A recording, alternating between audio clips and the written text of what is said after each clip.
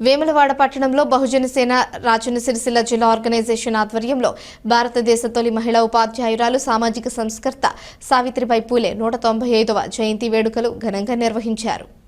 ఈ సందర్భంగా సావిత్రిబాయి పూలే చిత్రపటానికి పూలమాలలు వేసి నివాళులర్పించారు.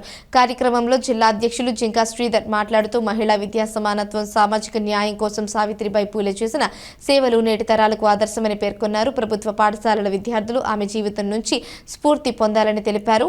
వేములవాడ పట్టణంలో మహాత్మా జ్యోతిరావు పూలే, సావిత్రిబాయి పూలేల విగ్రహాలు ఏర్పాటు చేయాలని ప్రభుత్వాన్ని డిమాండ్ చేశారు. ఈ కార్యక్రమంలో పాఠశాల ప్రధానోపాధ్యాయులు పి రాజరత్నం, ఉపాధ్యాయులు మల్లేశం, హమీద్, పీడి, గుడిసె మనోజ్ కుమార్, జింకా శ్రీకాంత్తో పాటు ఉపాధ్యాయులు, విద్యార్థులు పాల్గొన్నారు.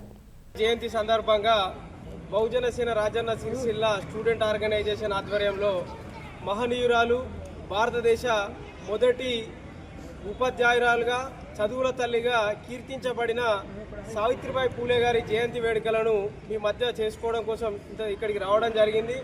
ఇట్టి కార్యక్రమానికి మాకు అవకాశం కల్పించిన ఉపాధ్యాయుడి గారికి బహుజన సేన తరఫున హృదయపూర్వక ధన్యవాదాలు తెలియజేసుకుంటూ, సావిత్రిబాయి పూలే గారు ఎన్నో ఇబ్బందులు ఎదుర్కొని మహిళలకు ఉన్నతమైన చదువులు అందించడం కోసం అహర్నిశలు శ్రమించి తన భర్త దగ్గర విద్య నేర్చుకొని మహిళలకు విముక్తి కలిగించాలనే లక్ష్యంగా పాఠశాలలు ఏర్పాటు చేసి చాలామందికి విద్యను అందించడం జరిగింది.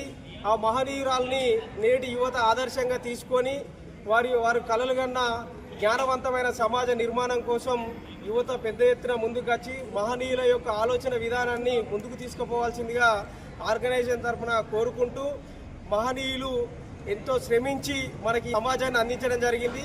ఈ సమాజంపై ప్రతి ఒక్కరు అవగాహన పెంచుకొని సమాజానికి సేవ చేసే లక్ష్యంగా ముందుకు రావాలని కోరుకుంటున్నాం.